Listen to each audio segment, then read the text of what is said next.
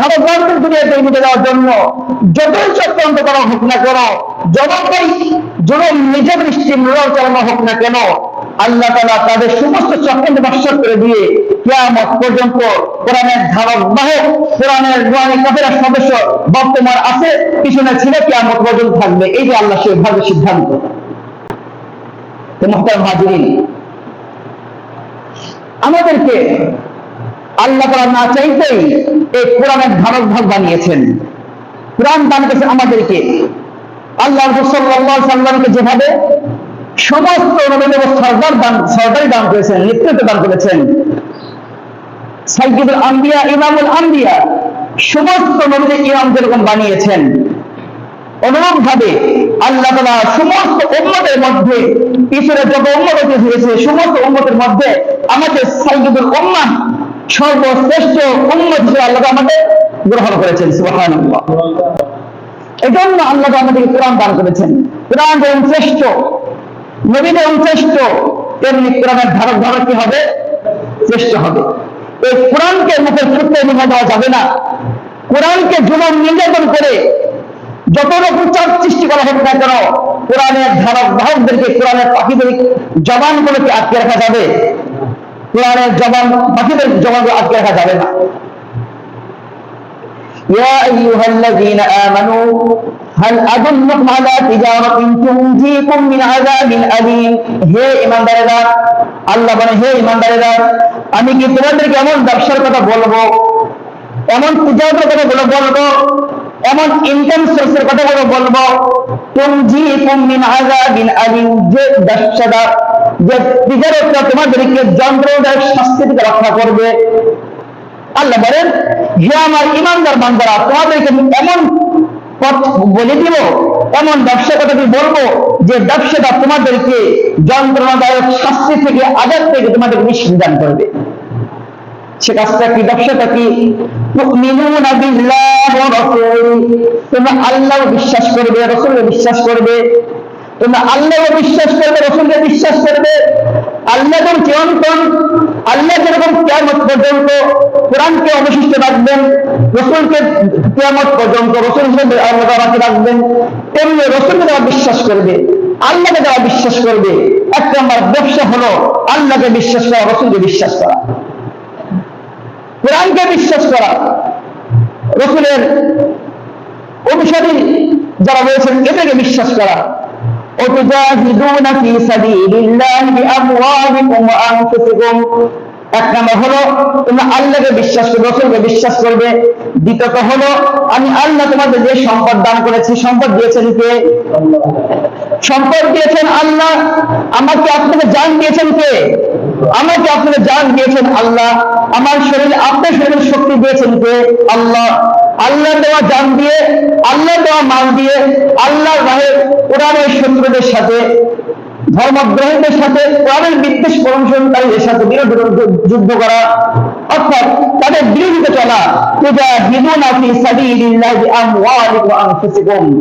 কোরআনের পথে যারা, দ্বীনের উপর যারা প্রতিবন্ধকতা সৃষ্টি করতে চাবে, বিভিন্ন ভাবে তারা জুলুম নির্যাতনের পথ অবলম্বন করবে, এদের বিরুদ্ধে তোমাদের জান দিয়ে, মাল দিয়ে লড়াই করতে হবে।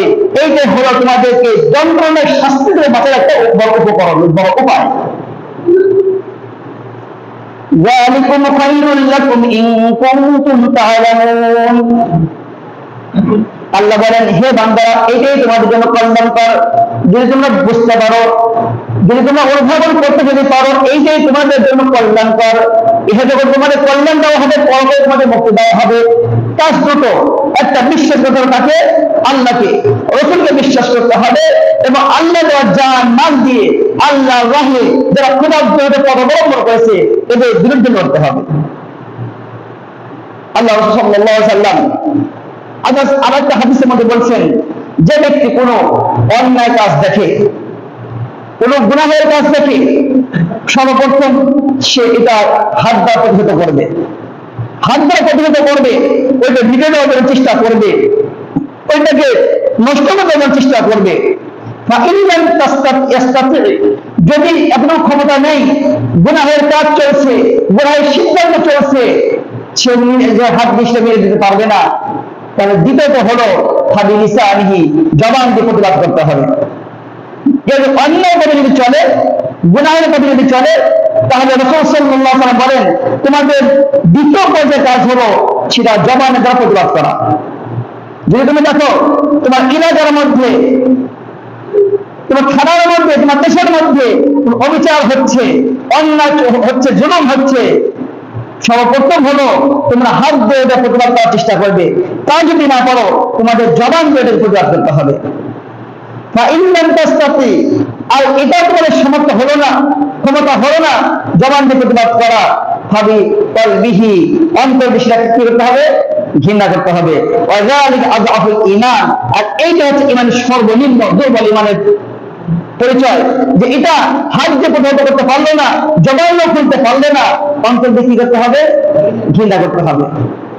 মুহতারাম হাজিরিন, আমার এলাকার মধ্যে, আমার দেশের মধ্যে কোন ব্যক্তি এরকম জুলুম অন্যায় পদ্ধতি অবলম্বন করে, তাহলে মুসলমান হিসেবে, ইমানের দাবি হিসেবে সেগুলোকে সর্বপ্রথম হলো হাত দিয়ে ওটাকে নষ্ট করে দেওয়ার চেষ্টা করা, তা না পারলে জবান দিয়ে প্রতিবাদ করা, তা না পারলে অন্তর দিয়ে কি করা?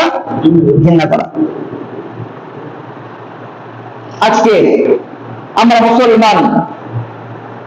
মুসলমান যেরকম ভাবে কোন কোম্পানি যদি কোন একটা যন্ত্র তৈরি করে, একটা মোবাইল হোক, কোন ইঞ্জিন হোক, যখন তৈরি করা হয়, তখন কোম্পানি থেকে দুটো জিনিস দেওয়া হয়। কয়টা জিনিস?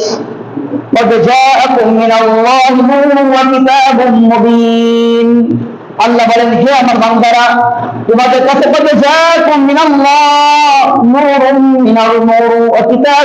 তোমাদের কাছে নূর এসেছে, তোমাদের কাছে স্পষ্ট কিতাব এসেছে।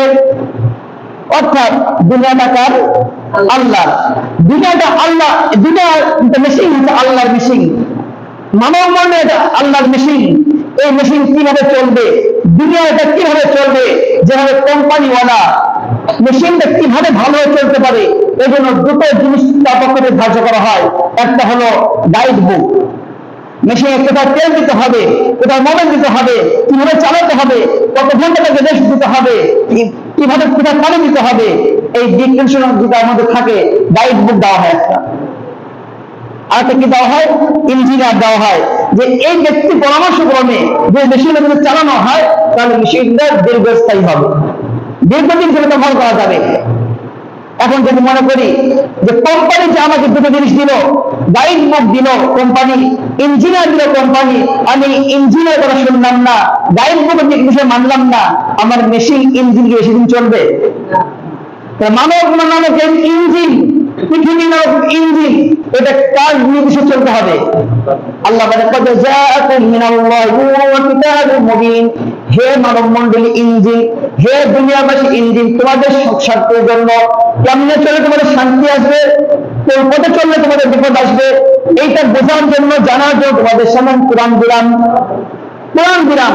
দুনিয়ার মধ্যে যদি আমরা শান্তিতে যদি চলতে যদি চাই, তাহলে কোরআন এই থিওরি, কোরআন এই মন্ত্র, এই নিয়মকরণ ছাড়া আমি যতই ভালো কাজ করি না কেন, দুনিয়ার নামক এই ইঞ্জিনের মধ্যে শান্তি আসতে পারবে?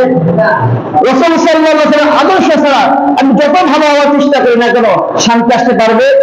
মুসলমানদের শান্তি আনতে যদি হয়, দুনিয়ার মধ্যে শান্তি আনতে যদি হয়, তাহলে মুসলমানদের সামনে, ইমানদারদের সামনে কটা জিনিস রাখতে হবে? দুটো জিনিস, একটা আল কোরআন আর সুন্নাত রাসূল সাল্লাল্লাহু আলাইহি ওয়াসাল্লাম, রাসূল সাল্লাল্লাহু আলাইহি ওয়াসাল্লামের সুন্নাহ রাখতে হবে। এই দুটোকে বাদ দিয়ে যতই আমরা সুন্দর করার চেষ্টা করি না কেন, আমাদের জীবনে কোন শান্তি আসতে পারবে না, কোনদিন শান্তি আসতে পারবে না। মুহতারাম হাজিরিন, এজন্য মৌসুম আসতে সামনে, আমাদের সামনে অনেক লোক আসবে, অনেক বক্তব্য পরিচয় নিয়ে আসবে, অনেক ওয়াদা নিয়ে আসবে, এইটা করবো সেইটা করবো, এত উন্নয়ন আমরা বার্তা বেড়ে দেবো, উন্নয়নের পুরো 6 লাখ বন্যা বেড়ে দেবো, এরকম কথাবার্তা আমাদের সামনে একটা উচ্চারিত হতে থাকবে। কিন্তু উন্নয়ন দেওয়ার মালিক কে? আল্লাহ। যে ব্যক্তি উন্নয়ন দেওয়ার এই ওয়াদা করতেছে, এই ব্যক্তিকে উন্নয়ন দিতে পারবে, শান্তি দিতে পারবে?